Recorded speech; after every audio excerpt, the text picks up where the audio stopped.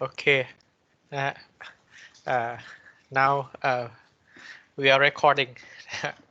Okay. So for the chloride, as I mentioned in the morning, we have located intake facilities for the water productions serving the Bangkokin here, somewhere in Pathum Thani province. Not Actually, it is not very far from our campus. So if you have time and wants to come to the campus, you can go there. Uh, it's just on the river bank. So if you go take the road besides our campus and then make a U-turn, uh, uh, and then take the road to the Pathum Thani อำเภอเมือง uh, then get a U-turn again, go to the other side, and it's there somewhere. I haven't been there for a long time, but it's not far from our campus. At this time, they are facing the problems about the chloride concentrations over the guideline. According to the guideline, it should be like a 250 milligrams per liter, but right now, when they measure, they have got like a 500, so sometimes it goes beyond 1000 milligrams per liter, which is very high as compared to the guideline. Not a standard, it's a guideline. Okay. Uh, we have already talked about this, the อย่าลืมแช chloride. ร์สกรีนป่ะครับ Oh, so I forget uh, many things, many steps. Okay, now we are on the PDF screen. Hopefully, you are with my PDF screen now. This file I have already left in the files in our room. You can go to the files and get a copy. Okay, for the guideline chloride, uh, it is recommended to be less than 250 milligrams per liter. But even it's found uh, above 250, it doesn't matter. It just gives a salty taste. It won't be harm food to the human being. And even 2000 milligrams per liter of the chloride still not produce the adverse effects to the human. Even 2000 milligrams per liter, but the people once they drink the tapped water, they don't feel good because it gives really a salty taste. The seawater could actually contains sodium chloride as much as 3 to 3.5% or 10,000 uh, 35,000 ppm milligrams per liter. 1% is equivalent to 10,000 milligrams per liter. 1% is equivalent to 10,000 milligrams per liter. Okay, 1 liters again. 1 liters is 1,000 grams. 1,000 grams, right? 1% of the 1,000 grams is the 10 grams. 10 grams or 10,000 milligrams. So basically, 1% is equivalent to 10,000 milligrams per liter or a ppm. That is why when we are saying about the salt contents in seawater, we prefer to mention in terms of the percentage, not in terms of the concentrations, because if you say in terms of the concentrations, it would be very high. So 3 to 3.5% is common for seawater. Okay, so this is a guideline, not a standard. Okay. For chloride, if you want to measure we can use the titration method. The titration method that we used is generally called the mole method or argentometric methods. For the procedure, okay, so I will explain again, and then we will come back to the reactions why we have to do so again. Okay, so this is about the backgrounds about the chloride. But the other parameters that we are going to do is the correlations or chlorine. So we are really interested in the residual chlorine, which essentially in two major forms, free chlorine and chloramine. This figure, it's actually the figures describing the number of dead per 100,000 populations of the people who actually suffer from the typhoid and paratyphoid, and finally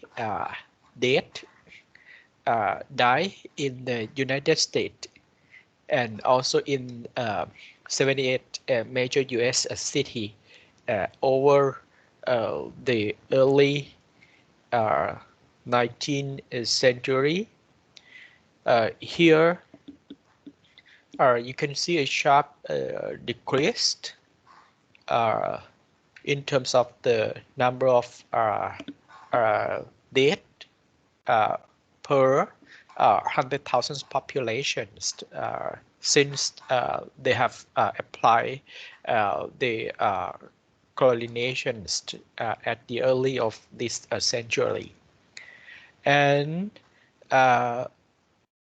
another picture also describe the number of cases which reduced with respect to times after chlorinations have been applied in water treatment process.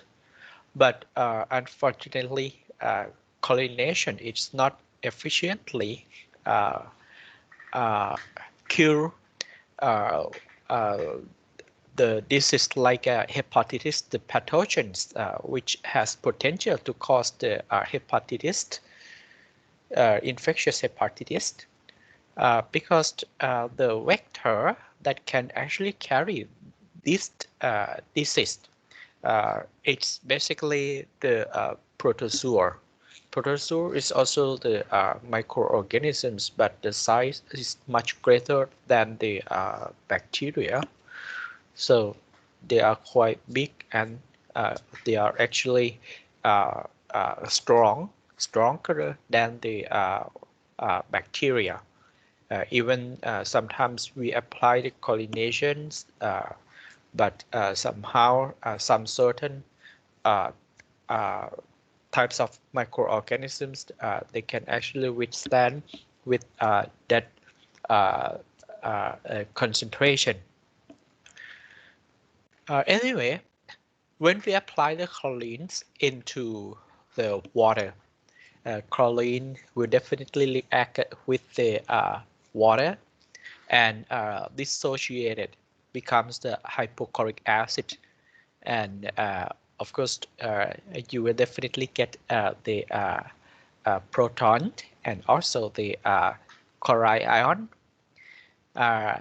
So this one, the dissociation of these reactions, you will get the dissociation constants approximately 4 into 10 to the power of 4 minus 4, not very small. So it means that sometimes the reactions shift back from right sides to left sides again. It depends on the pH. This one, it's the pH. It's identifying the close link with the pH. This one, it made further dissociated becomes the protons or the hydrogen ion and hypochlorite ion. This one is hypochloric acid. This one is the hypochlorite ion. So dissociation of this, the constant values, dissociation constant values, it's approximately 2.7 10 to the power of -8. So both chlorine and hypochloric acids, and also the hypochlorite ion, they are very powerful in terms of the killing efficiencies. For the hypochlorite ion, in fact, we can also use this one as a disinfectant. Additions of the calcium hypochlorite or sodium hypochlorite also produced the hypochlorite ion, and this one is can also be used to kill the germs. So the killing potentials vary depending on the concentrations of the disinfectants added and the exposure times. So the more concentrated disinfectants will be the higher killing potential. The same as the exposure times, the longer exposure times will be the higher the killing effects. So it basically depends on two factors, the concentrations and the exposure times. If you don't want to keep a longer time, maybe you can add more chlorines or make it more concentrated, add it into water. But if you want to save the money, but you have very large containers, large tank, so in that case, just prolong the time. There is no need to increase the concentrations. So this is about the relationships between the killing efficiencies and the concentrations and exposure times. The chlorine that we had talked about, we had already talked about the chlorine Cl2. It may comes like a gaseous form or the solidified forms. But once it dissociated, it becomes the hypochloric acids, and further dissociation gives the hypochlorite ion. So this one we normally call a free chlorine. So we normally call the hypochloric acid and hypochlorite ion as the free chlorine. So once it gets into the water, mainly it exists in these two forms. For the combined choline, another types of the cholines. So if the cholines is reacted with the ammonia, sometimes there is the ammonia present in the raw water. Ammonias come from many sources. Human urine, the major ingredient is urea, and dissociations of urea, it becomes ammonia, and even the human excreta or the food waste containing a protein. Actually, the protein is the biopolymer. The monomers of the proteins is the amino acids. We all know that. And according to the structures of the amino acids, you will find most of the amino acids contains amine groups and H2 associated with other organic forms of the amino acids. So ammonia sometimes come from the human waste, sometimes come from the food waste, and sometimes come from the human urines. So in some way it gets contaminated to the raw water, and then if we withdraw the raw water containing the ammonia, and we don't have any facilities to remove the ammonia from water. So at the end, if we add a chlorine, what will happen? the ammonia will react and get converted into the nitrogen gas, and chlorine it's dissociated to becomes the hydrogens and chloride ions. And according to these reactions, you can find like the 2 moles of the ammonia require 3 moles of chlorines, or we can say like 1 is to 1.5. This is the ratios between the ammonia and the chlorines required to complete this reaction. These reactions is just forward reactions. It cannot be, get backs, or there's no return. So this one, once it gets like this, dissociated like this, sometimes it may, if one atoms of the chlorines is replaced, if one atoms of the hydrogens is replaced with the chlorine, and then chlorine is associated. So this one is normally called a monochloramine. But if 2 atoms of chlorines replaced the hydrogen atoms, this one we call dichloramine. Anyway, combinations of the chlorines into the ammonia, we normally call it combined chlorines. Monochloramines, dichloramines, trichloramines. So 3 types of the chloramines substance that could present after the reactions, after the chlorines react with the ammonia. According to these equations again, for the complete reactions, 1 mole of ammonia nitrogens required 1.5 moles of the chlorine.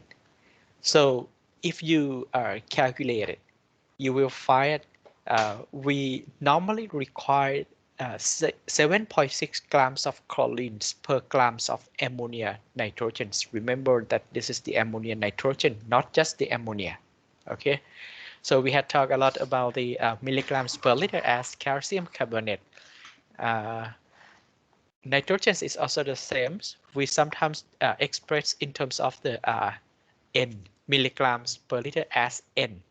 If I write like this, NH3N means it's a grams with respect to the nitrogen's molecular weight 14, not 17. This one is a 17, the molecular weight. But if we write like this, NH3N, it's with respect to nitrogen's molecular weight of 14. NO3N, NO2N. These are the nitrogen's compound and reported in terms of the milligrams per liter as N. So just we normally just write like this: NH3N, NO3N, NO2N.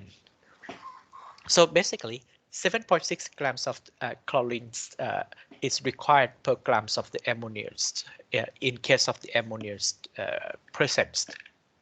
So according to the stoichiometric equation, this one we normally call it as stoichiometric equations. Okay, so according to the stoichiometric equation, whenever we add chlorines into the water, what we have to consider, if there is no ammonia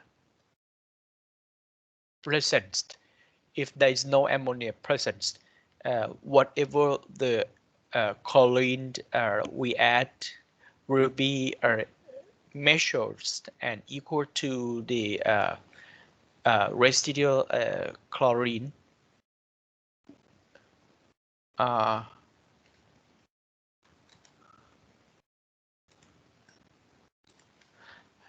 okay, so here whatever the amounts of the chlorines we add will be left in water, becomes a residual chlorines. So for example, if we added 2 milligrams per liter, if you measure the residual chlorine, so you will definitely get 2 milligrams per liter, exactly same as what you have added previously. So if you add like a 7 milligrams per liter or 7 ppm, so you will also get like a 7 ppm left in water, or residual chlorine left. But this is the normal case. But sometimes, as I mentioned previously, if the ammonia is present, is present, what will happen? Some part of chlorine will be used. Some part of chlorine will be used to react with the ammonia, and that is why if we add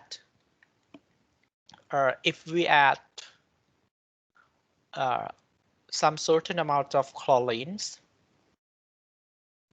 we will find like it won't be equal to the amounts of chlorines left in water, or it does not equal to the residual chlorine measures.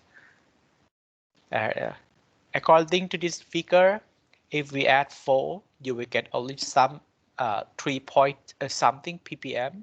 If we use only 5, if we apply 5 milligrams per liter into the water, we will get residual chlorines only 3 point something only.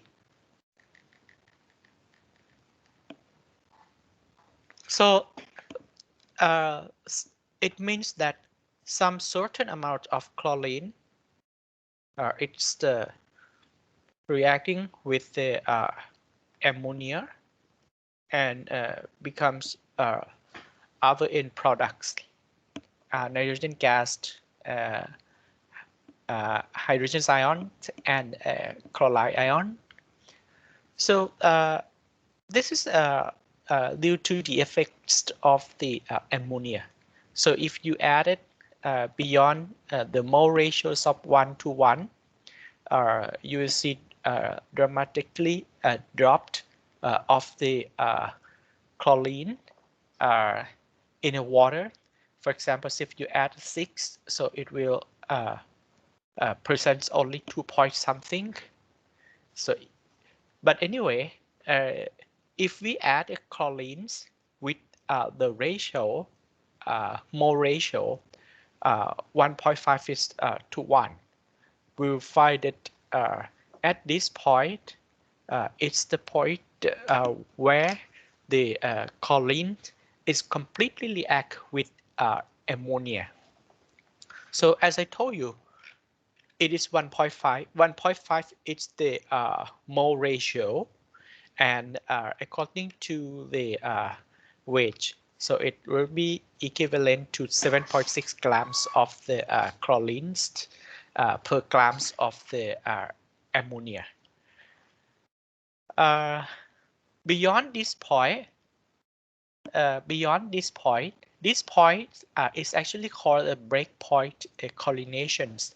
So beyond this point, whatever we added will be equal to the amount of the chlorine residue. So this line becomes 45 degrees again. So just like this line. Okay, so this is the chlorine supply curve, and this line is the straight line and parallel to this line again, because whatever we add will be equal to the amount that left in water.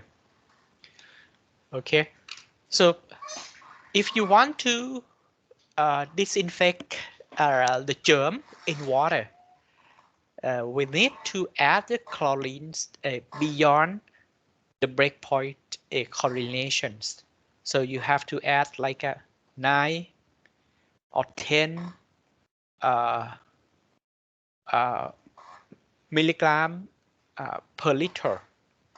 Don't add just 5 or 6 milligrams per liter, although the chlorine demand in swimming pool should be around 5 only milligrams per liter, or 3 milligrams per liter. Okay, so this is the figure describing the reaction. So basically, we add the chlorines beyond the break point.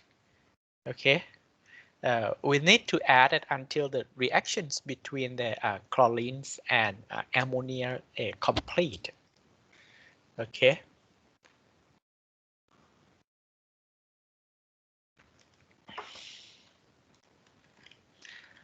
For the measurements today, what you are going to do, you are going to measure total chlorine residue and the free chlorines.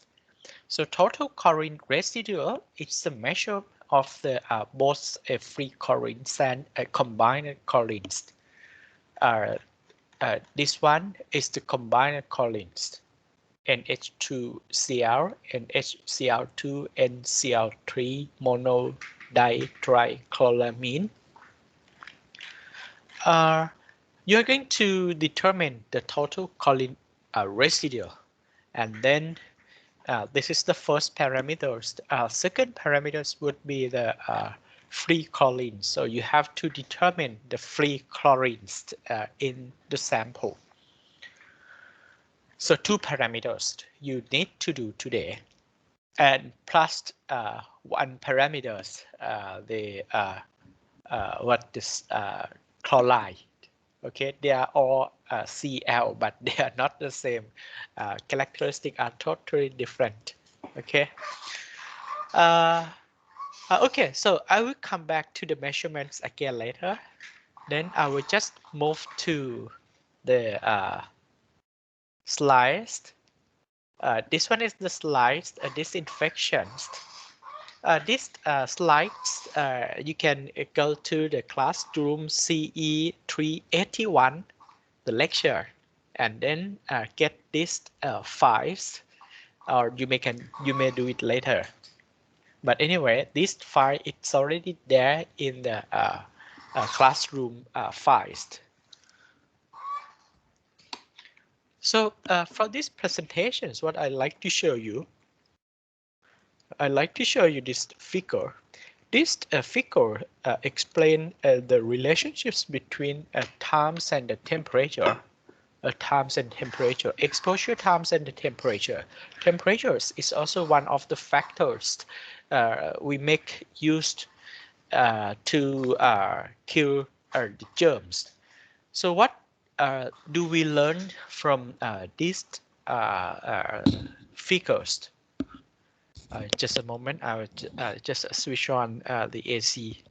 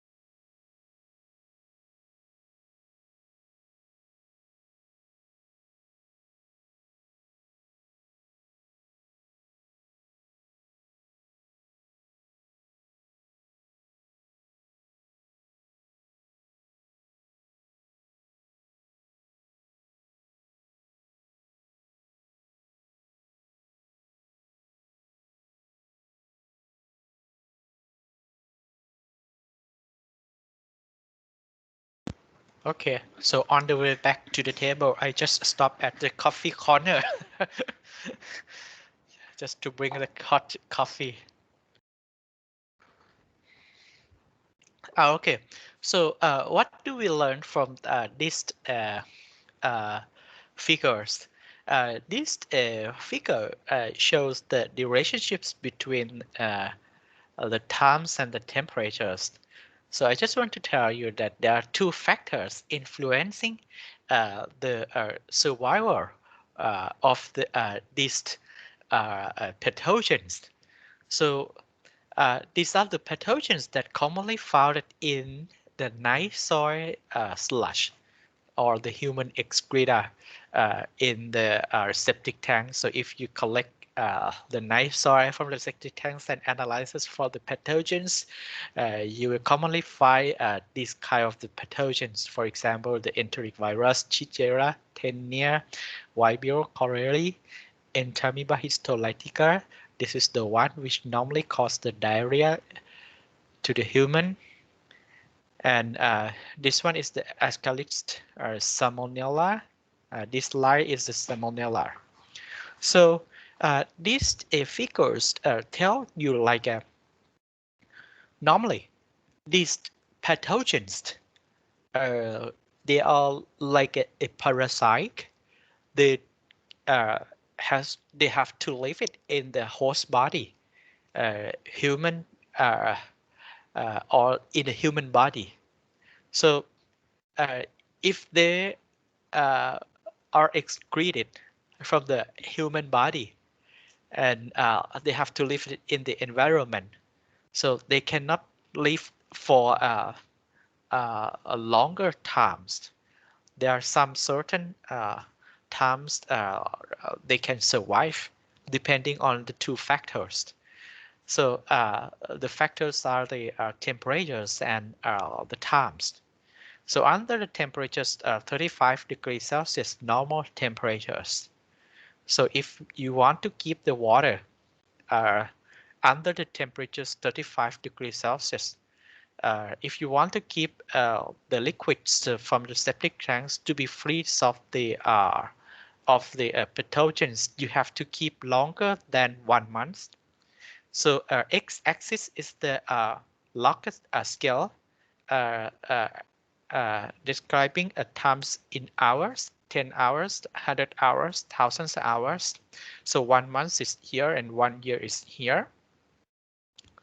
So if you keep like a temperatures 35 degrees Celsius for like 2 or 3 months, if we keep the water from the septic tanks for 2 or 3 months, you will find that most of the pathogens already died off, but some pathogens like Ascaris may still survive.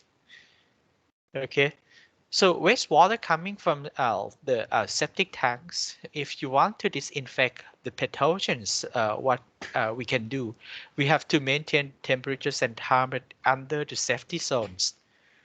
It means that if we keep the effluents under the warm temperatures like 60 degrees Celsius, if we keep it for 1 day, all the pathogens will die off, including the Ascaris. Ascaris is a helminth. Okay, sometimes we find the Ascaris egg in the sludge. So we have to keep it safety if we want to be safe from the pathogens and infections. But if we don't have time, if we cannot wait for 1 week or if we cannot wait for 1 month, we have to keep temperatures higher. That is why we have to boil water. So if you boil like 100 degrees Celsius, 100 degrees Celsius, maybe somewhere here. So it's definitely in the safety zone. So all the germs can be killed, except just some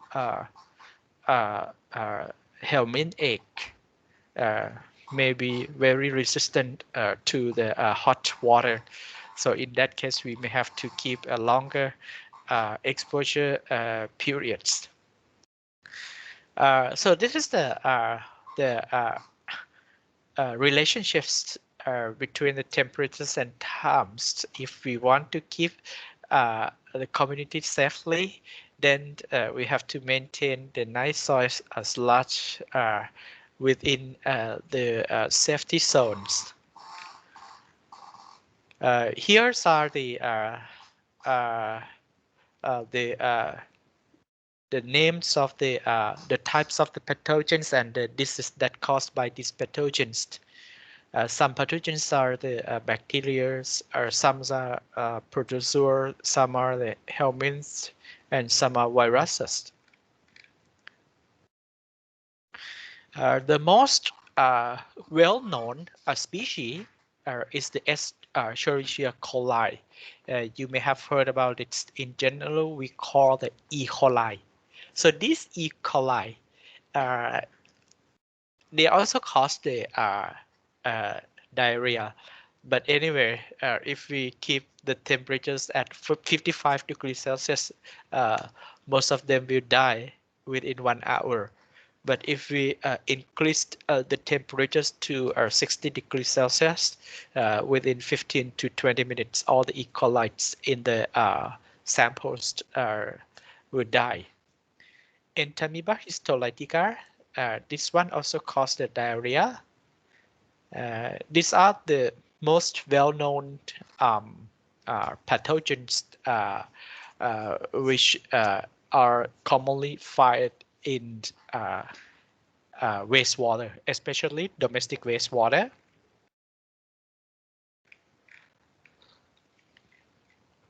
But anyway, talking about the disinfection. The disinfectants or the chlorinations, whatever the disinfectants we use, the objective is to reduce the number of the pathogens or to inactivate the pathogens, reduce the potential to cause the disease. It's not the same as the sterilization. Sterilization is the free of germ. It means that all the germs will be 100% killed. But the disinfections is not like that. So we just reduce the number of the pathogen. So as the number reduced, so the potential to cause the disease by these pathogens is also minimized or suppressed.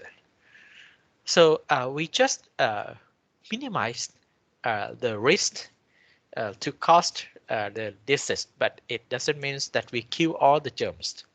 So if you want to kill all the germs,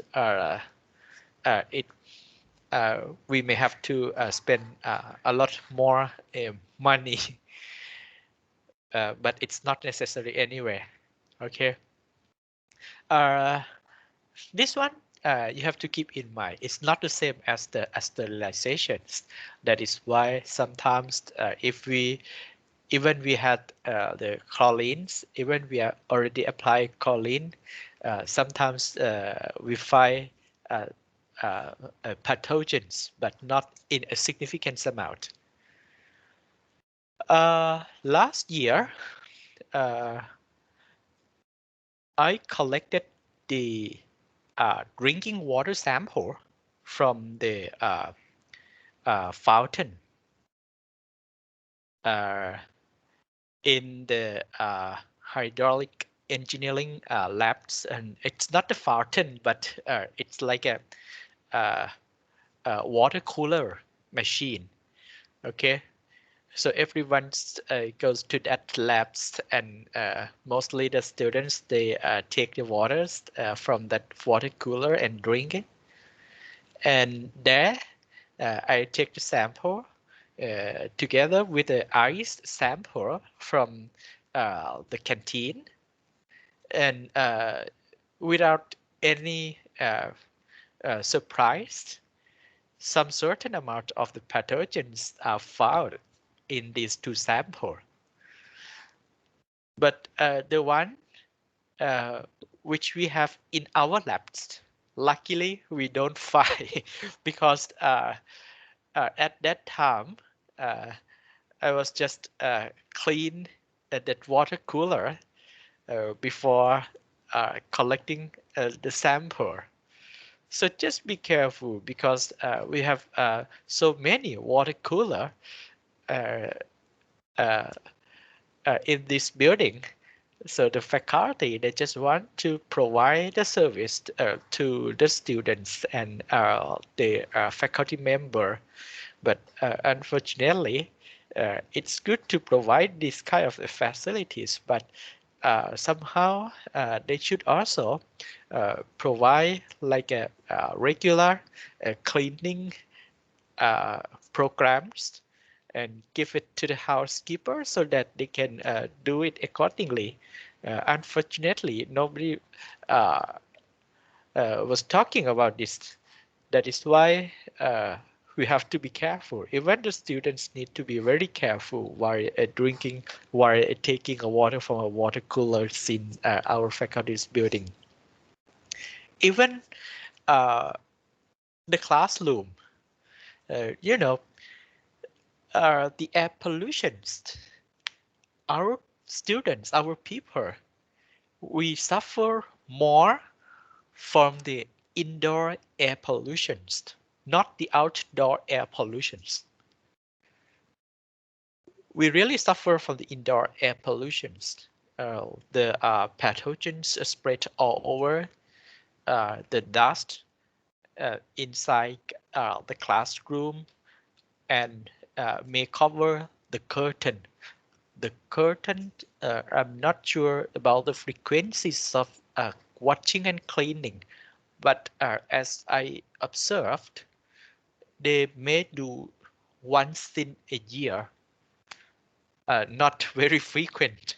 Okay, so all the dust, all the pathogens, many airborne uh, disease, airborne pathogens get stuck on the table and probably the curtain. Once you get in, you have to be careful.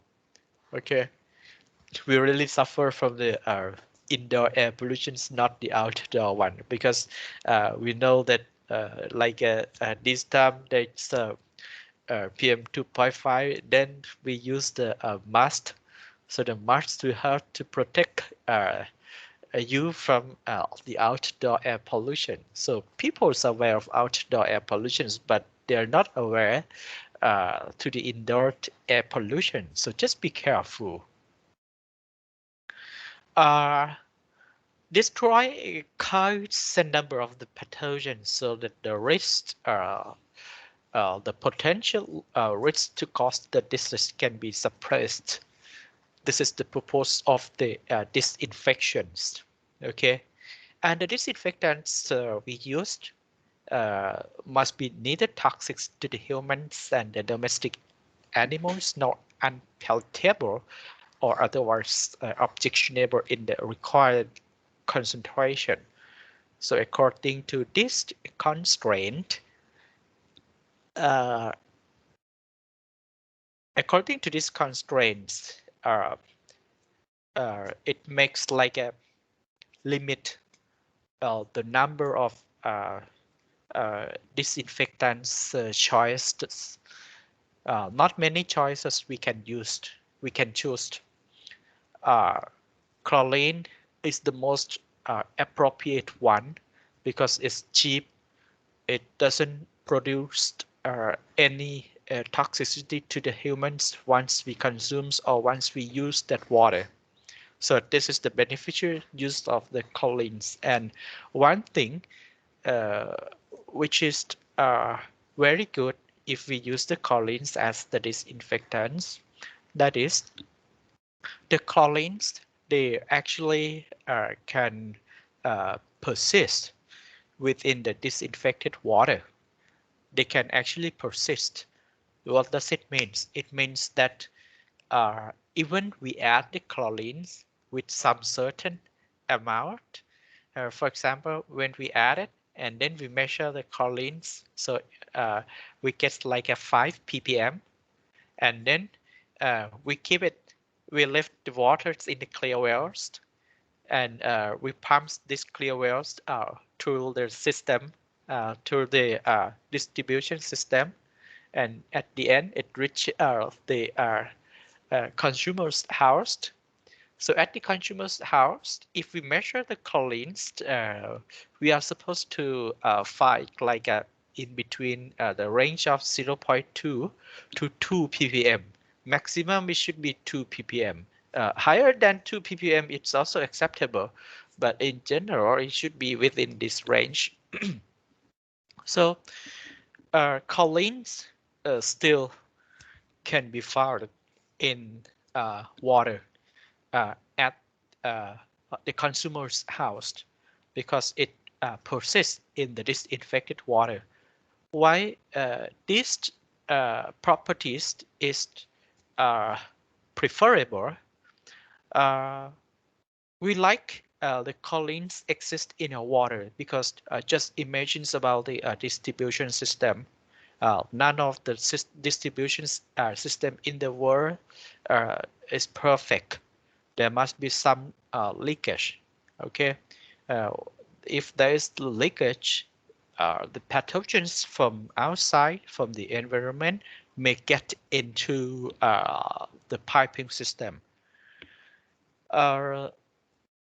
Somebody, some engineers, they think like as long as we maintain the pressure approximately 2 bars, even there is the leakage, the pathogens will not get into the piping system. That is definitely wrong. Okay, that is not the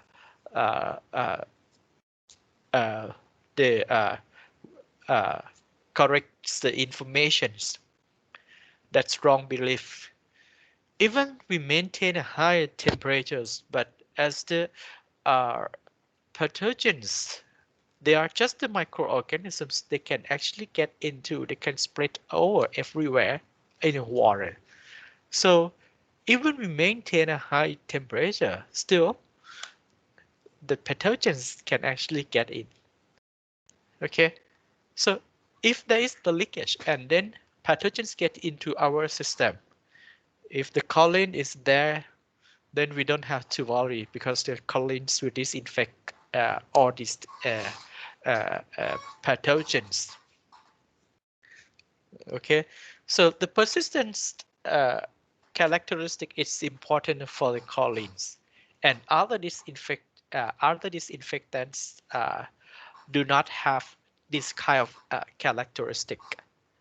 That is why somehow for the large productions, we prefer to use the chlorines and their species. But for the bottled waters, the concept is different. Okay, you can use other types of the disinfections, like you can use the UV, or you can use like ozones to kill the germs, because these disinfectants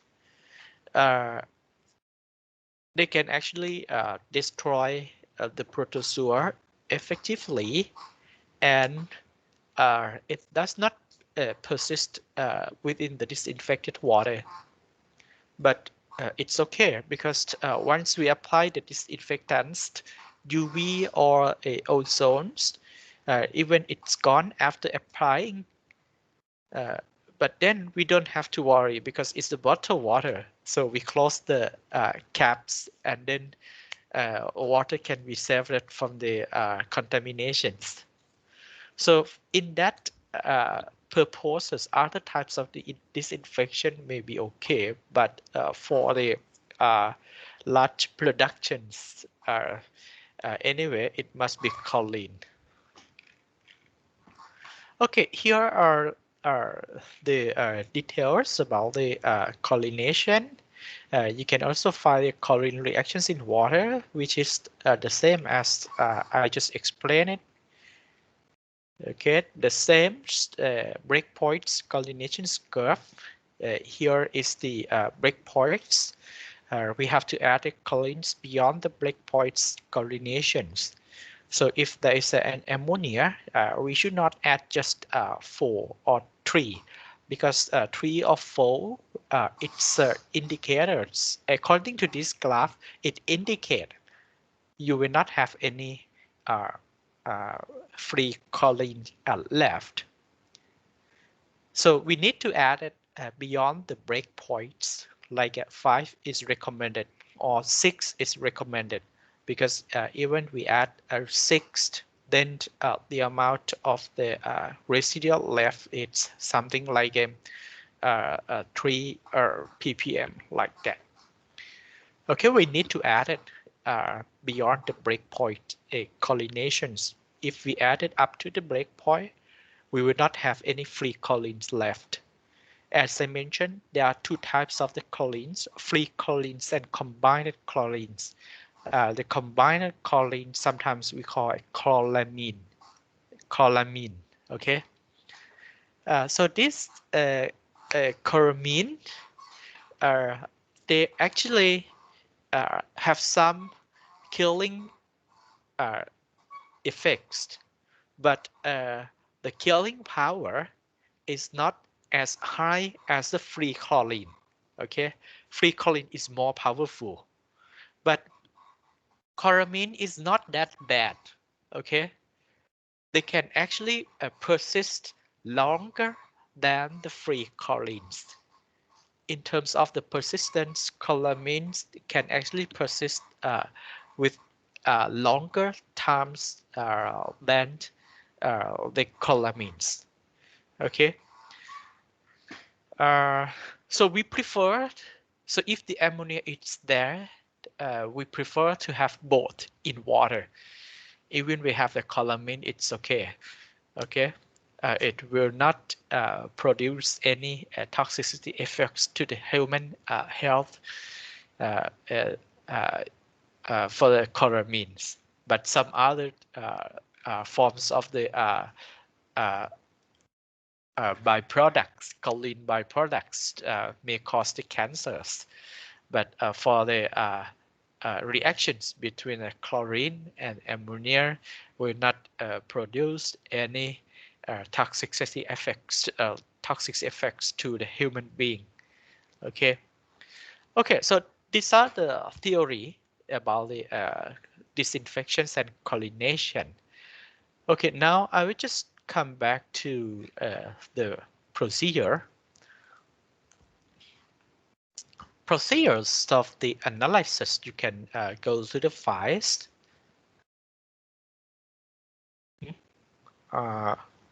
And in here, a class materials, in protocol, you will find 4 PDF files.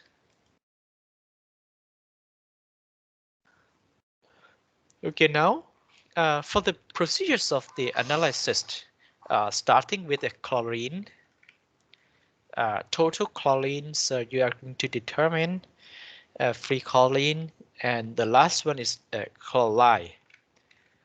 For the total cholines, we normally call the methods of analysis as the iodometric methods, basically the titration methods.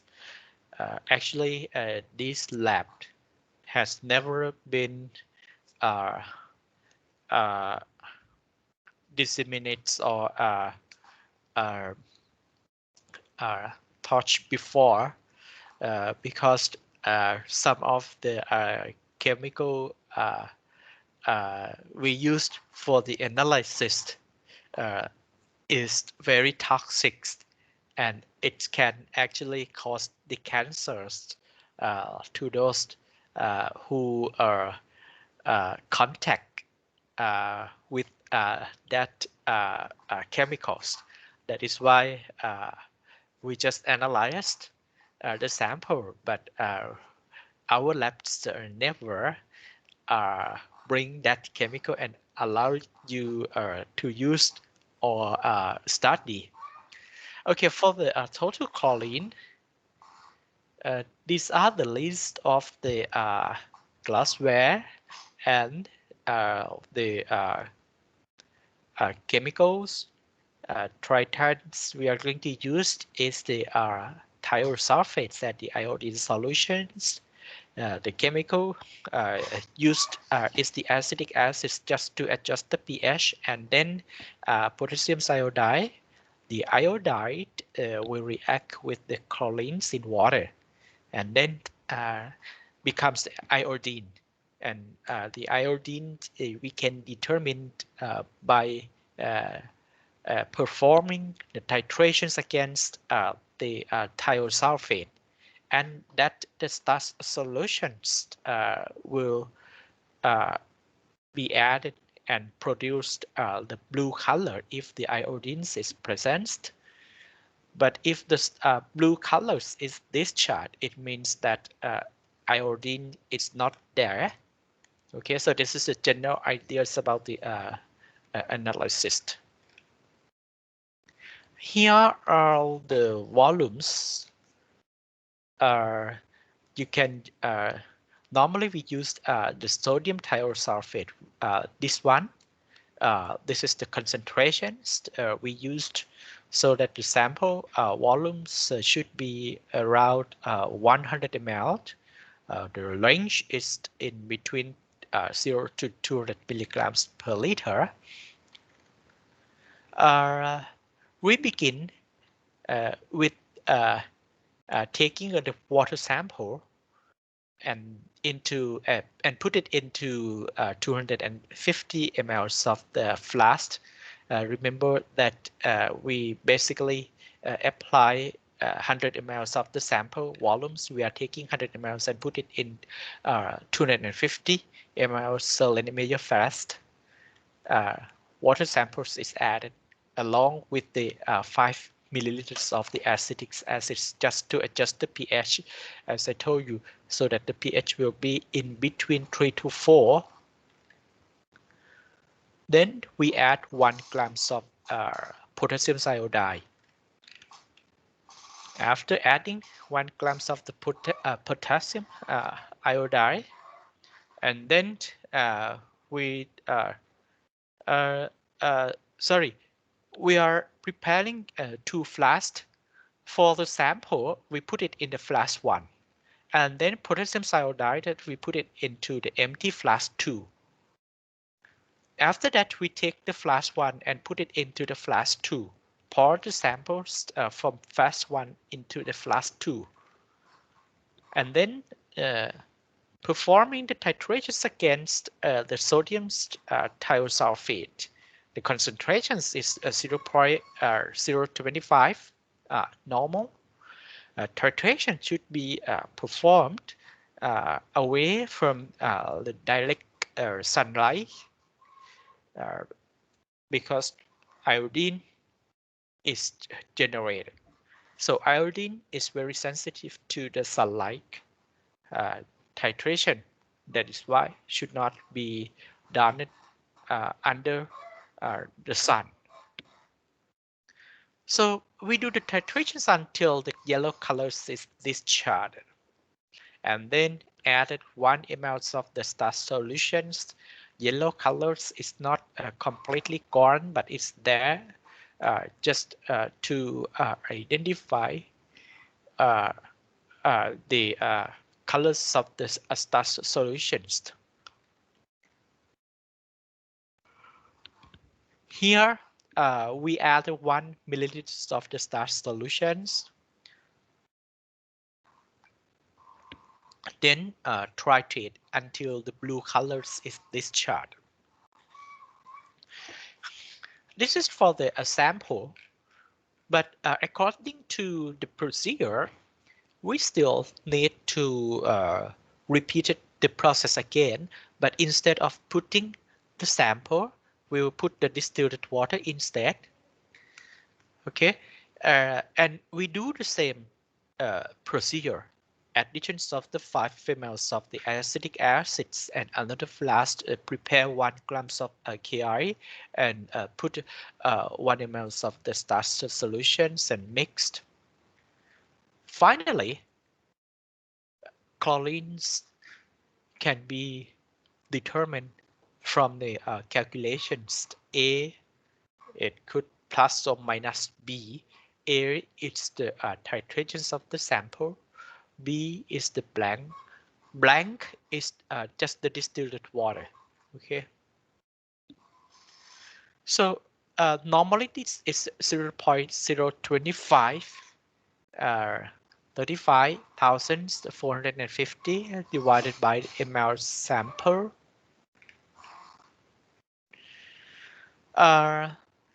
So now it's completed. But on the other hand, whenever we prepare the sample, the thing is for the blank, not for the sample, for the blank, if the samples after addition of the starch solutions, it shows the blue, that is okay. You just perform the same procedure of the titrations. But the blanks, whatever the values you have got, you should actually take the minus, not plus. For example, the titrations of the blanks, it takes like a 0.5 mL, but here titrations of the blank, you would get like a 1 mL. So in the calculation, you should take like a minus B. A it's 1, B is 0.5, so that A minus B just 0.5. And then you can find the total chlorines later. For blank, this one, the blank. The problem with the blank is once we added iodine, if it gives a blue color, it's okay. You can go further for the titrations, but if it doesn't show any blue color, what we need to do? If it doesn't show the blue color, we need to add some more iodine. The iodine that we are going to add must be with a concentrations of 0.0282 normal. Okay, we added until the blue colors appeared again. After that, we do the back titrations with the sodium thiosulfates. Suppose once the blue it's appeared, then the titrations against this one until the blue colors is discharged takes like a 0.5 ml. So in that case, if it gives no color, methods of calculation, you have to turn this one into the positive, not negative anymore. Okay, so you have to make it positive in that case.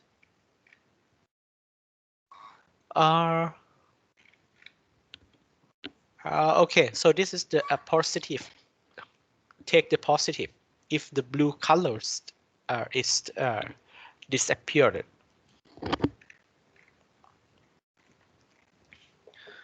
So now it's done for the total chlorinations, and then the next is the total chlorine. Next is the free chlorines. Free chlorines, we're going to use the DPD methods. This chemicals that I just told you, it was really the carcinogens. Carcinogens is the substance that has the potential to cause the disease. So DPD is the name of the chemicals. This chemical is the carcinogens. So we better avoid using this kind of carcinogens. Here is the list of the equipments that we normally used. The titrants is the standard FAS solutions.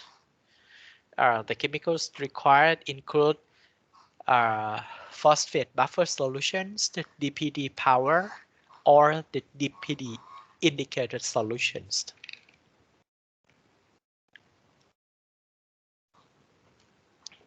For total chlorines, just check for the total chlorines.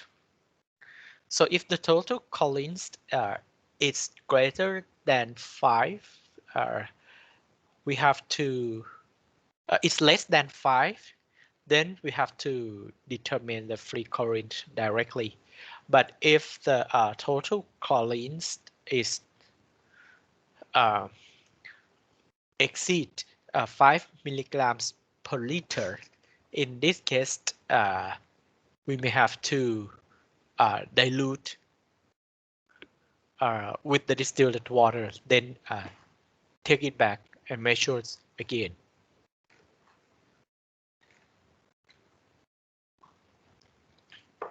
The procedure, this one is not complicated. We add 5 mL of the buffer solutions, phosphate buffer, and 500 milligrams of the DPD powder, or 2 drops of the DPD indicators solutions, this one or this one.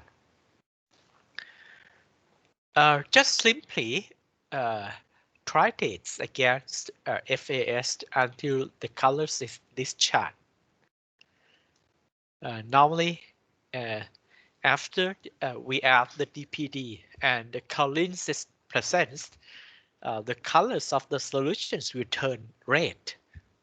So if there is no red, that means no free chlorines. 1 ml of the standard FAS used is equivalent to 1 milligrams per liters. 1 milligrams chlorine. Chlorines. So measure as Cl2 per liter. Okay, so this is the there is no calculations actually. Just the amount of the FAS used is equivalent to the amount of 1 milligrams of the chlorines. Before going to the chlorides, more methods, I just want to come back to here again. So this is the measurements methods. In the methods, you will find we use the potassium iodide for the determinations of the chlorine residue. Chlorines in a water sample will react with this one, becomes the iodine.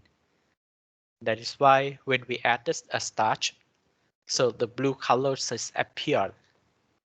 And chlorines after react with this one become chloride.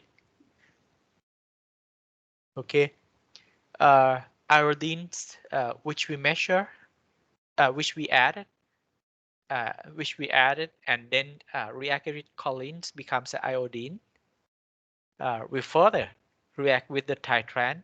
This one is the titrants.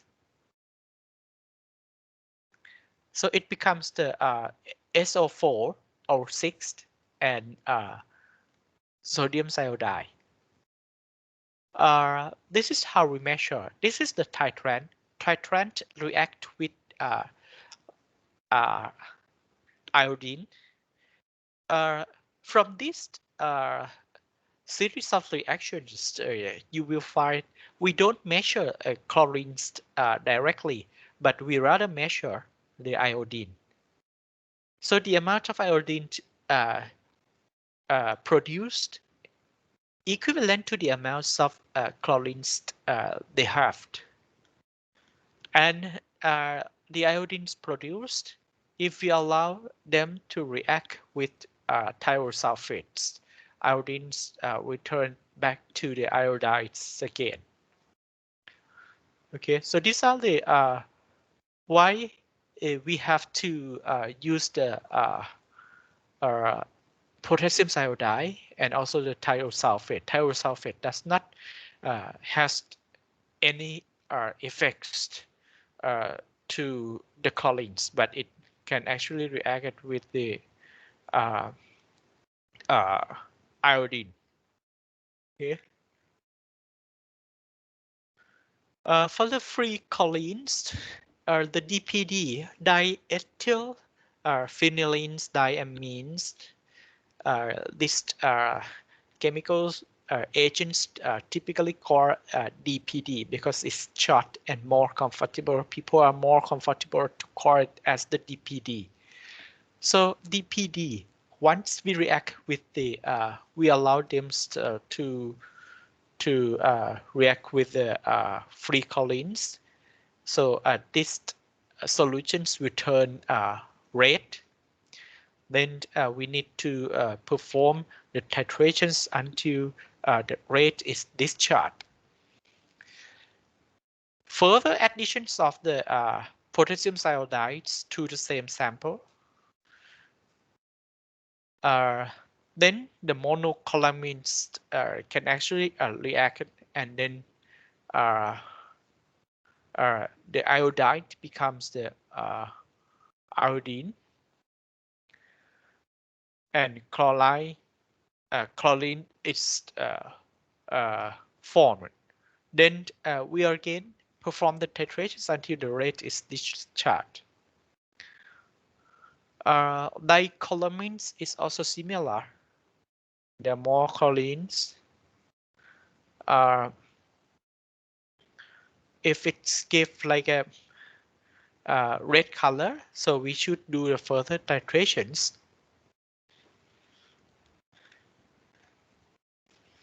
until the red color disappear. So these are the procedures and the theory behind the chlorination.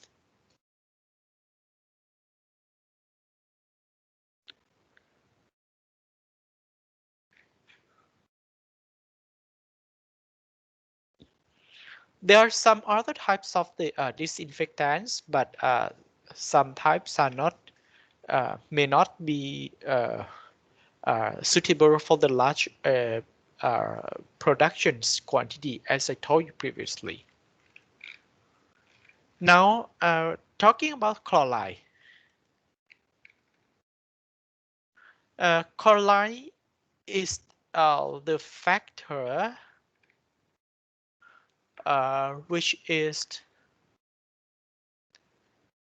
produced the salty taste in water. The methods we are going to use to determine the chlorides is normally called agentomethic methods.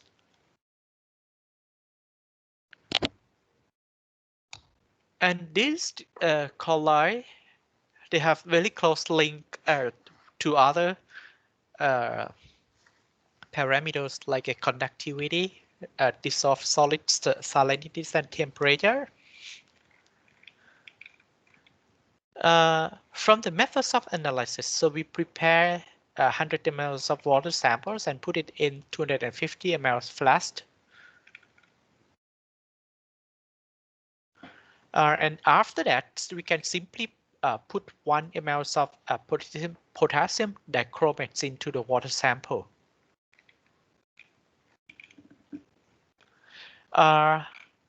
In this potassium chromates, not dichromates, potassium chromate is used as the indicator. The tritrant is the 0.141 silver nitrate. So once we added the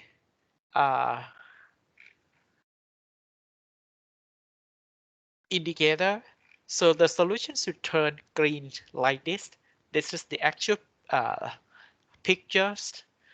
One of my assistant, he have taken 2 years ago in the labs. But anyway, the titrations against silver nitrates normally gives the turbids with a pink yellow. This one is normal.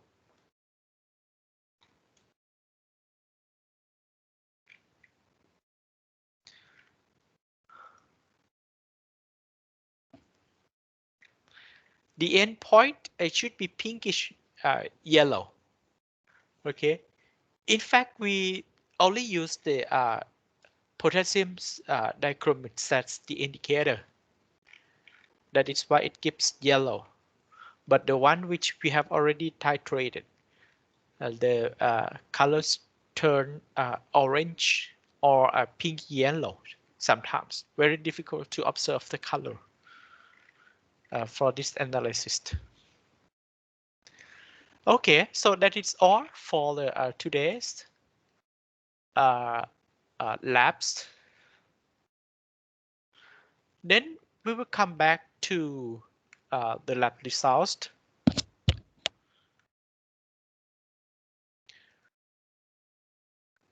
Just a moment, so we come back.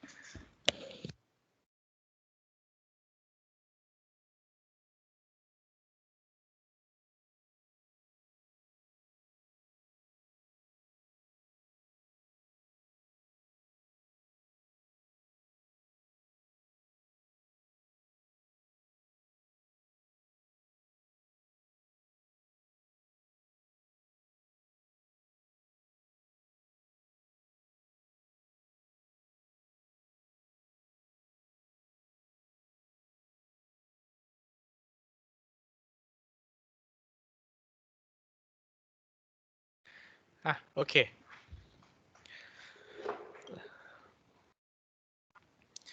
For the labs, as usual, the same as usual, we divided into 4 groups. This is one of the example of the results. So there are 3 parameters you are supposed to do today. For coli, these are the raw data. For chloride, there are 3 samples. Influence, it's actually the wastewater. Effluent is the treated water. Okay. And the last one is the tapped water. So for chloride, the sample volumes is 100 mL. The titrant is the silver nitrate with the concentrations of 0.0141 normal. Our silver nitrates is the solutions that we need to be careful whenever we handle these chemical reagents, because it seems to be very clear. I mean the solutions, but once it's spilled over your finger on the first day, there will not be anything appears on your fingers, but after the first day, second day, you will find some stain, brown stain on your fingers. So if this chemical spill over your skin somewhere, so be careful whenever handle this chemical, silver nitrate. You shouldn't touch. But in the lab, somebody has got brown stain because they were not taking serious precautions. Okay, for the influence, the dilution factors is just one to measure the coli. But anyway, along with the coli information, there are some other results measured by using emitter conductivity. But for the measurements of the conductivity, the dilution factors is 2, TDS, salinity. For the salinities, the dilution factors is also 2, the temperatures. And the last one is the titrations against silver nitrate, this one. This is the recorded, just 2 samples only, okay? Tapped water, so 3 samples, the analytical methods are the same. Blank as I told you, for the chlorides, we need to check the blanks and then compare with the sample. Blank is the same as the sample, but we only use the distilled water instead of using the water sample. Just use the distilled water. That is why we call it blank. For chlorinations, we had 3 samples. What are these 3 samples? This sample, so normally our systems is like this. Water system in the any of the apartment condominiums is like this. So we had received water from the Waterworks authorities, Bangkok Waterworks authorities. There's meters here, and in the underground floor, there's a tank. So taps water entering to the building and keep it in the underground water tank. And for these underground water tanks, there is pumps. We used this pump to lift the water in this tank and put it in the rooftop water tanks again. And then from the rooftop water tanks, so we supply water to each floors. Okay, so for the chlorinations, we have measured residual chlorines, total residual chlorines, and also the free chlorines. We measure from 3 samples. So this one is the first sample, the tapped water. Sorry, the tapped water that we collected from the building. Underground water tanks, number 2. Then rooftop water tank, number 3. Okay, so you can just measure chlorines, residual chlorines, total chlorine residual, and free residual chlorine. So we are only doing free residual chlorines. Okay, so for the free residual chlorines, how much would you get? Total residual chlorines, how much would you get from these 3 samples? And there is a blanket provided here. So you can make use of this information for the calculations. For the chloride, the agentometric, if we add silver will react with the chlorides and becomes the silver chlorides. This one is the solidified forms, and the Ks is 3 into 10 to the power of minus 10. But anyway, the end point after the reactions completed cannot be detected. That is why we have to add extra amounts of the silver. And then if there is a chromium oxide and this silver, the additions of extra amounts of silver will react with this indicator and becomes this one. So this one, the color is the pinkish yellow.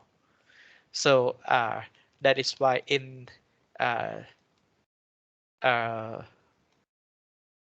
files that I show you, at the end point, you could actually see the pink precipitate. The constants is 5 into 10 to the power of minus 12. So it will not return back. The dissociation constants is very low, really difficult to get back to become the ion seconds. Okay, so these are the results and the methods of analysis. So hopefully today's labs you can prepare a very nice presentations and also give a fruitful descriptions at the end of the reports. Okay, with respect to the results and the procedure of the analysis, do you have any question? มีคำถามไหมครับ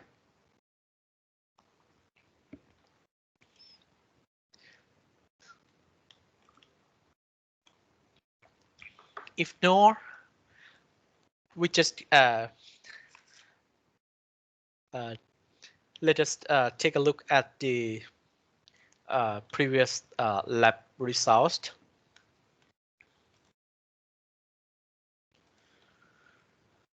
In the previous labs results, most of you submitted last night, midnight. Luckily, I put my iPad and my mobile phones somewhere where otherwise it was always making a noise during the midnight. Okay, these labs, but I just don't understand why you submitted twice. For example, Tanyashon, why there are 2 files here. ทำไมของธัญชนมีตั้ง2 ไฟล์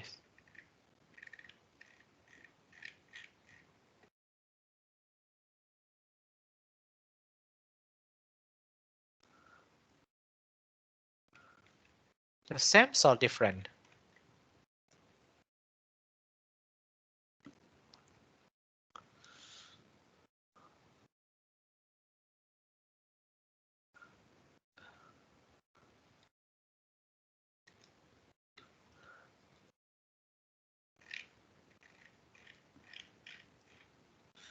ธัญชนอยู่ไหนฮะ ค่ะ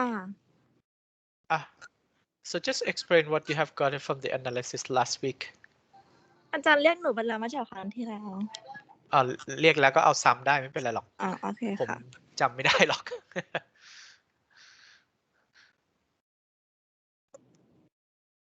ก็มันเป็นแบบเขาเทส2 ตัวมีเป็นฟลูออไรด์กับอลูมิเนียมป่ะคะหนูจำไม่ได้มีอะไรบ้าง2 อันนะคะแล้วก็มันจะมี4 กราฟก็จะโชว์2 แบบแล้วเขาก็จะบอกว่ามันดับ pH มันสื่ออะไรอะค่ะ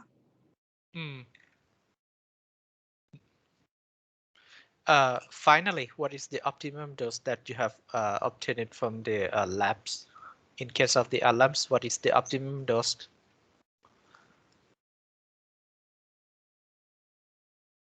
The problem is you didn't show the optimum dose. You just mentioned only in terms of the volumes. I told you last week about the how we can calculate the optimum dose. Optimum dose should be presented in terms of the 1 cubic meters of water, how many grams or milligrams of alums required. This information seems to be missed now.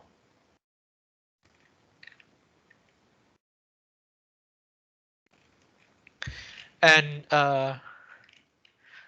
the discussions is also has the problem because you didn't discuss the results, but you mention something not related to the results. Comparisons between the optimum pH you have got it from the analysis and the theory are not there.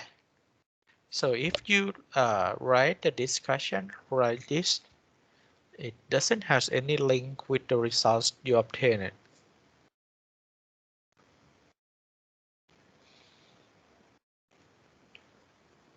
And what is the problems with the color? There is no discussion regarding to the color.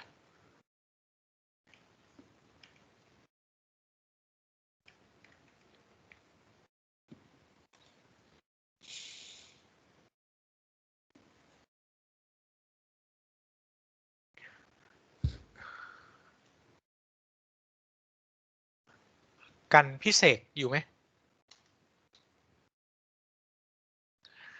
กันพิเศษ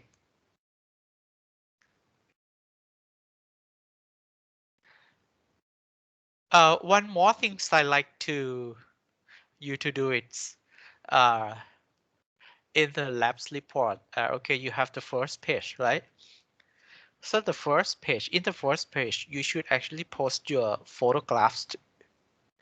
ใส่รูปตัวเองลงไปด้วยนะฮะบนหน้าปกเนี่ยนะฮะเพราะผมอยากจะเห็นว่าใครเป็นใครเพราะตอนนี้ผมจำไม่ได้เลยว่าใครเป็นใครนะ we haven't met before like we haven't met before now because I mostly I perhaps may not be able to remember all of you. It's the same problems. You mostly you didn't discuss your results, so you just mentioned something else in general.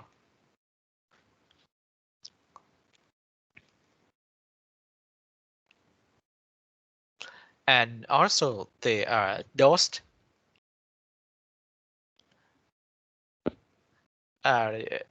You didn't highlight the dose, optimum dose, and the optimum pH.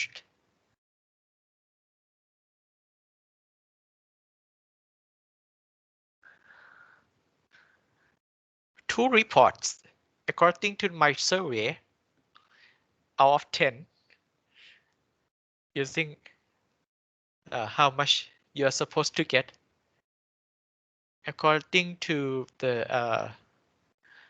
preliminary reviews, I think the two reports that I have just finished, I will grant like only 6 out of 10 maximum.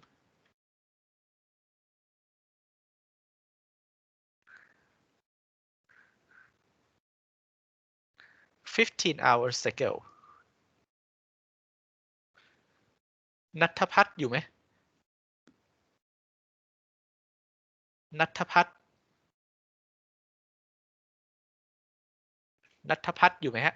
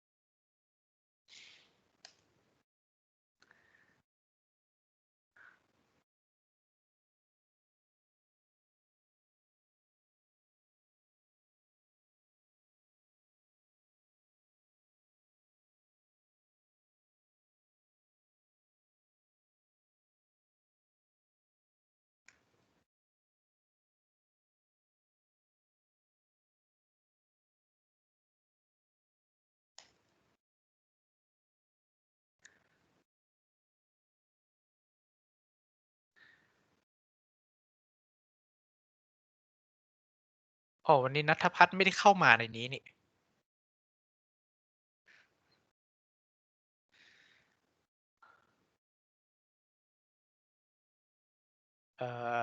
พจน์นี่อยู่ไหมเนี่ย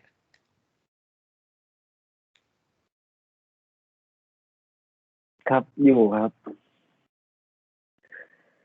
อืมอืม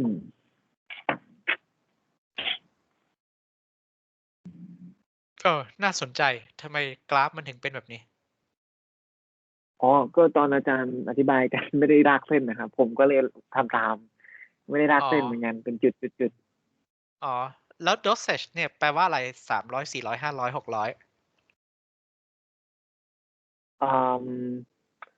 โดสอะครับ อ้าว มันไม่ใช่คำเดียวกันนะครับ โดสกับโดสเซต เนี่ย100 200 300ที่หน่วยเป็นอะไรอ่ะ มันเป็นผมไม่ได้เขียนใช่ไหมมันคือมิลลิกรัมเพอร์ลิตรครับ milligrams per liter 11 ครับ mLs of alums equivalent to 500 mLs of alums milligrams per liter of alums ทำไมมันไปถึงเป็น550อ่ะ ก็คือตอนที่เราเปลี่ยนหน่วยจากมิลลิลิตรนะฮะ มันเปลี่ยนมาได้เป็นเท่านี้ไม่ใช่เหรอครับ ตามสูตร ฮะ ตอนผมเปลี่ยนจากมิลลิลิตรให้กลายเป็นมิลลิกรัมเพอร์ลิตรนะครับ ผมเอาไปคูณอะไรนั่นนะครับ ผมขอดูก่อน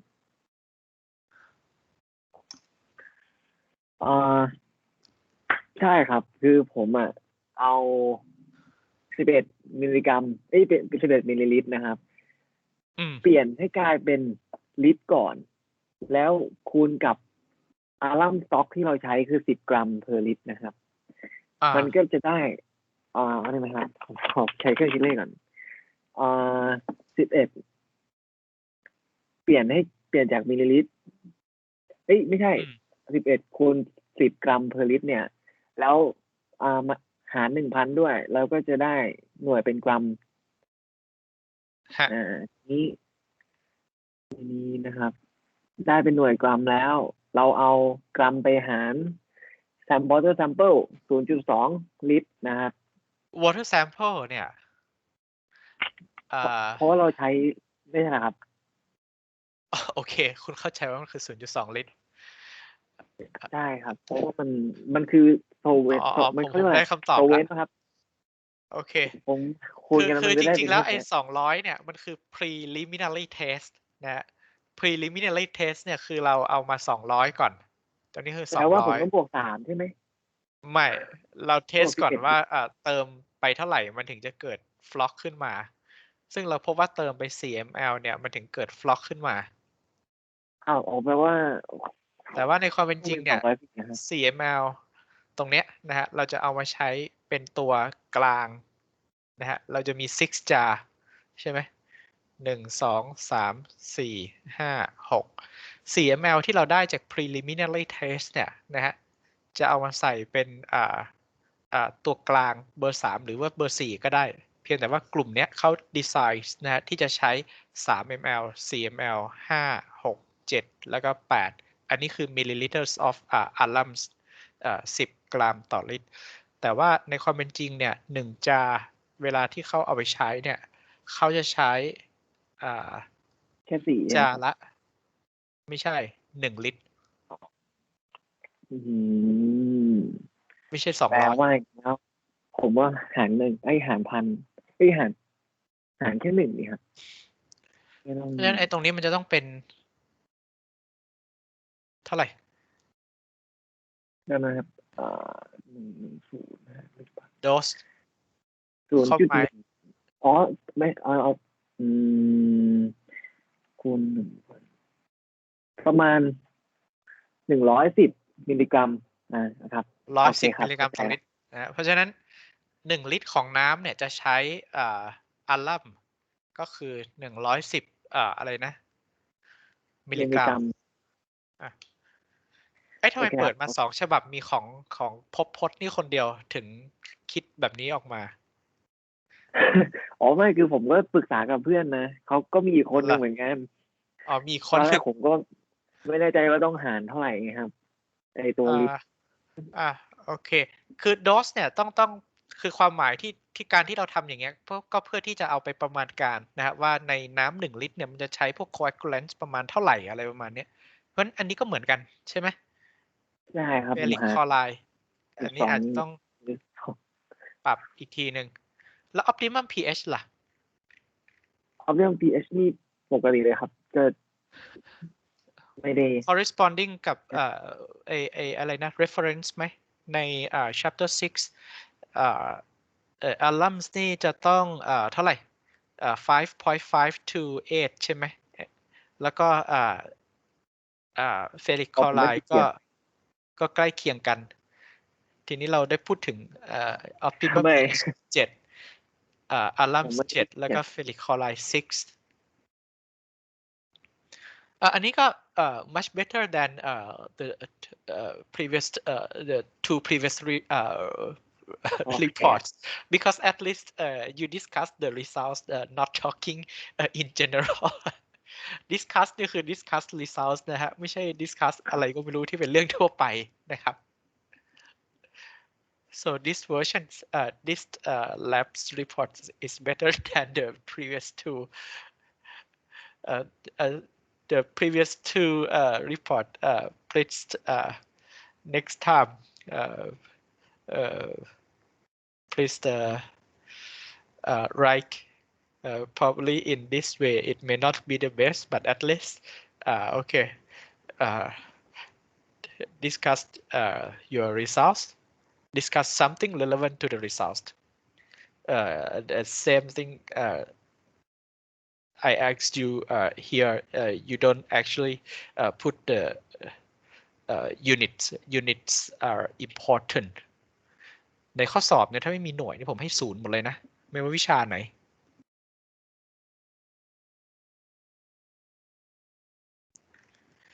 อันนี้ของใครนะลืมไปละพบพจน์ครับพบพจน์นะฮะอาจารย์ครับคือแลบก่อนหน้านี้ผมไม่ได้ทำหน้าปกอ่ะผมไม่รู้ว่าต้องทำด้วยอันนี้อาจารย์ฟิกไหมครับว่าต้องทำหน้าปกไม่เป็นไรฮะแต่มีก็ดีตอนนี้ผมจะให้นักศึกษาใส่รูปภาพของตัวเองบนหน้าปกมาด้วยนะฮะเพราะว่าผมจะได้รู้ว่าใครเป็นใครนะครับขอภาพที่เป็นปัจจุบันนะฮะไม่ต้องภาพที่เป็นอดีตเมื่อหลายปีก่อนอะไรอย่างนั้นนะฮะเอาภาพที่เป็นปัจจุบันทีนี้ดูของใครอีกสักคนหนึ่งดีสัญญพงษ์นี่อยู่ไหมเนี่ยครับผมคนนี้แหละครับที่เขาคิดแบบผมอ่ะเราคิดเหมือนกันครับเหรออันนี้อันนี้เหมือนกันใช่ไหมdiscussion น่าจะไม่เหมือนกันครับแต่ว่าไอ้ตรงคิดเลขเหมือนกันdiscussion ไม่เหมือนกันใช่ไหมคิดเลขเหมือนกัน11 semels of อันเนี้ยdoesn't has any meaning so if you say like 11 semel of 10 grams per liters of alums it's okay it's fairly give some figures of the concentrations and relevant amounts but it would be better if you could come up with the value like 1 cubic meters or 1 liters of water how many grams of the alums required that would be the optimum dosage เขียนไว้ข้างล่างๆครับเป็นพวกที่อาจารย์พูดอันนี้เหรอมีใน discussion ด้วยครับtreat water for อะไรเนี่ย1 cubic meters efficiently okay alums 550 grams of alums or this grams of ferric is required okay this one at least you discussed your results this is the way you can provide a fruitful discussions ถ้าเขียนแล้วมันเป็นเรื่องทั่วไปมันก็จะไม่ใช่ discussion ของเรา มันเป็นเรื่องอื่นนะฮะ lab นี่ต้องระวังนะต้อง discuss ในตัวของ results ของเราเองนะครับแล้วก็ pH นี่ได้มี reference มีอะไรได้ไปดูมาไหมไปดูมาแต่ว่าไม่ได้ใส่ในนี้ครับแต่ว่าเขียนบอกไปแล้วว่าอยู่ในเลขที่อาจารย์พูดถึงในชาร์ตนะครับ both of them อะไรนะworking length meet drinking water standard in terms of turbidity เลยเหรอไหน water standards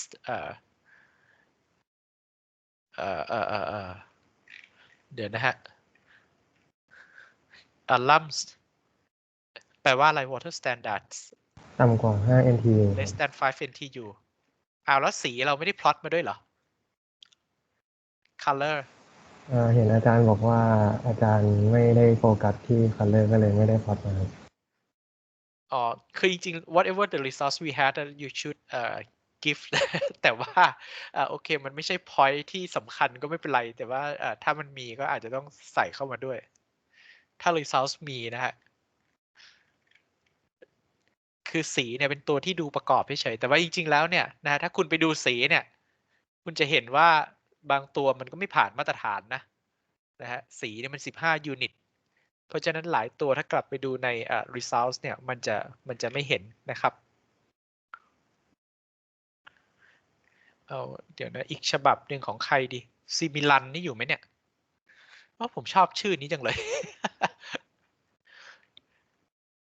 อยู่ครับอาจารย์เจาะจงกลุ่มสีเป็นพิเศษนะครับ ไม่รู้ผมเห็นรายชื่อมันอยู่ท้ายๆกองท้ายอันนี้กลุ่มเดียวกันหมดเลยเหรอใช่ครับอ๋อ เหมือนกันเลยครับ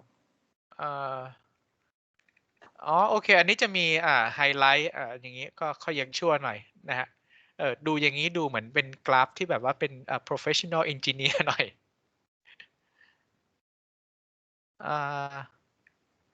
optimum pH โอเคอันนี้ alums แต่จะบอกอย่างหนึ่งว่าบางทีเนี่ยนะฮะตัวต่ำสุดเนี่ยมันไม่ใช่ว่าเราเติมเยอะแล้วมันจะต่ำสุดนะเป็น optimum นะฮะมันอาจจะเป็นแบบตัว V แบบใดแบบหนึ่งก็ได้นะครับหมายถึงว่าไอ้ตอนที่optimum dose เนี่ยตอนหา optimum dose ตอนท้ายๆนะครับเส้นเนี่ยที่บอกว่าเชื่อมไม่เชื่อมเนี่ยคือหลักการของผมมันอยู่ที่ว่า experiment ของเราเนี่ยมันเป็น experiment ที่เป็น experiment ต่อเนื่องไหมนะฮะแต่ถ้าเชื่อมก็ต้องเป็นเส้นตรงเมื่อกี้ก่อนหน้านี้ผมเห็นบางฉบับใช้เส้นเชื่อมที่มันเป็นเส้นโค้งมันไม่ได้นะฮะถ้าจะใช้เส้นเชื่อมจุดลักษณะนี้ต้องเป็นเส้นตรงเพราะว่าถ้ามันเป็นเส้นโค้งเนี่ยมันชวนให้คิดว่าถ้า150มันจะได้เท่านี้หรือไม่นะฮะหรือ250เนี่ยมันจะได้เท่านี้หรือไม่นะเพราะว่าเส้นโค้งเนี่ยมันแปลว่ามันเป็นเส้นที่เกิดขึ้นจากคือมันเป็นเส้นแบบเส้นกราฟเส้นแนวโน้มนะฮะมันไม่ใช่ไอ้ลักษณะนี้ยังพอเข้าใจได้ว่าเป็นเส้นแบบแค่เชื่อมจุดแต่โดยทั่วไปเนี่ยหลักการที่เราจะเชื่อมเส้นไม่เชื่อมเส้นเนี่ยสำหรับผมนะฮะอาจจะไม่ใช่เป็นmust ทีเดียวนะฮะก็คือผมจะดูว่า experiment นั้นมันเป็น experiment ต่อเนื่องไหมเช่นwaste water นะฮะอันนี้คือถังบำบัดนะฮะมี Q in แล้วก็มีQ out นะฮะ Q in เนี่ยสมมุติว่าเราวัดอะไรดี pollution ประเภทไหนดีBOD ก็แล้วกันนะฮะวันแรกเราก็วัด BOD เข้านะฮะวันที่2เราก็วัด BOD เข้า3-4แล้วเราก็วัดน้ำออกของแต่ละวันด้วย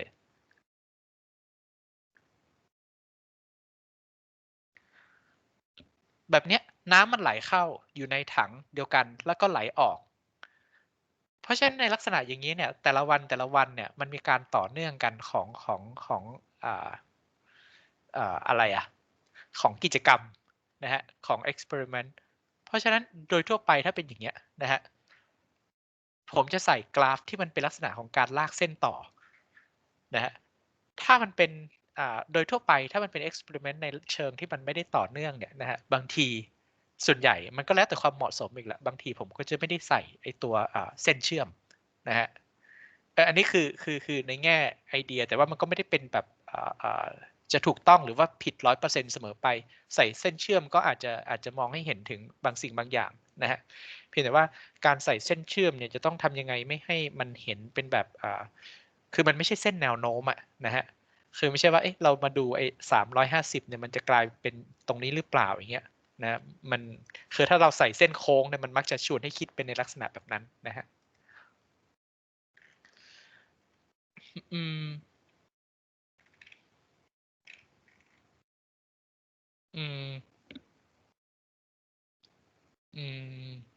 optimum โอเคโอเคฮะ Okay, so we had 5 or 6 copies of the reports for today's discussion. So next week, hopefully,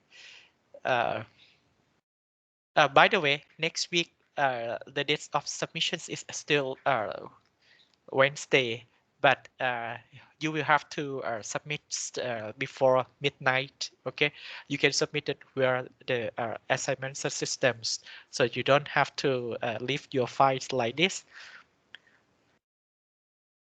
สงสัยอยู่อย่างหนึ่งทำไมมันถึงมาตอนประมาณเที่ยงคืน เกือบหมดทุกฉบับเพราะว่าทุกคนสอบค่ะอาจารย์เกือบทุกคนสอบเมื่อวานมีสอบอาจารย์ก็ที่บอกนะครับอาทิตย์ที่แล้วว่ามีสอบครับอาจารย์สอบมิดเทอมสงสัยสอบมิดเทอมโอเคนะฮะก็งงว่าทำไมทุกฉบับมันมาตอนเที่ยงคืนนะมันไม่มีบางฉบับมาตอนเร็วกว่านี้นะครับ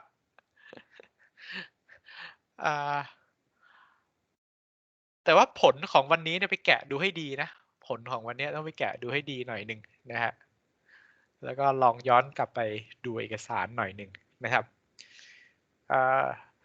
โอเคครับ